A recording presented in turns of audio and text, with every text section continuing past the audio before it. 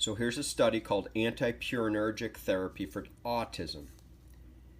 And it talks about a study of 10 boys, ages 5 to 14 years, showed that all 5 boys who received anti-purinergic therapy, that APT, with a single intravenous dose of suramin, experienced improvements in all the core symptoms of autism that lasted for 5 to 8 weeks.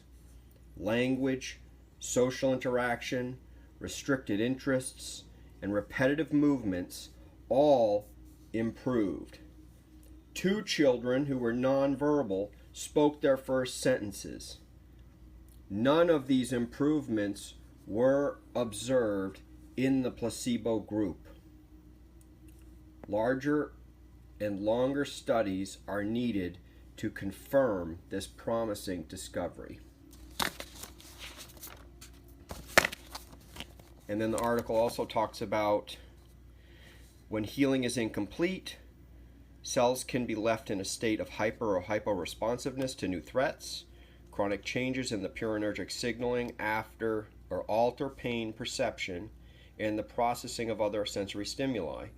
This is not unlike cellular form of post-traumatic stress disorder, PTSD, resulting in durable changes in behavior after exposure to a transient but serious stress. Cells cannot heal if a significant fraction of ATP is exported for purposes of signaling danger instead of being kept in the cell for normal energy metabolism. The use of anti-purinergic drugs like suramin to treat a misfiring CDR has been called molecular armistice therapy because it sends a signal that the war is over.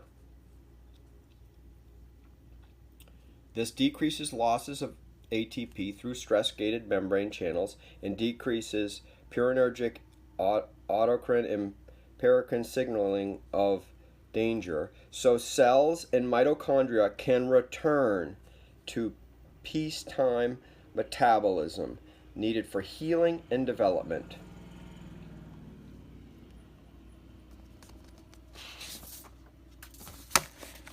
And then here's another article from the document titled 100 Years of Suramin, and it's saying that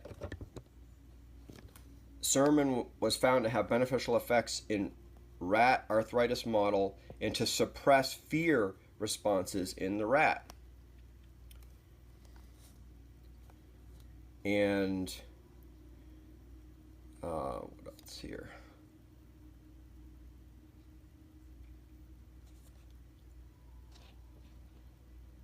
Based on the cell danger hypothesis, suramin has recently been tested for the treatment of autism spectrum disorders, ASD.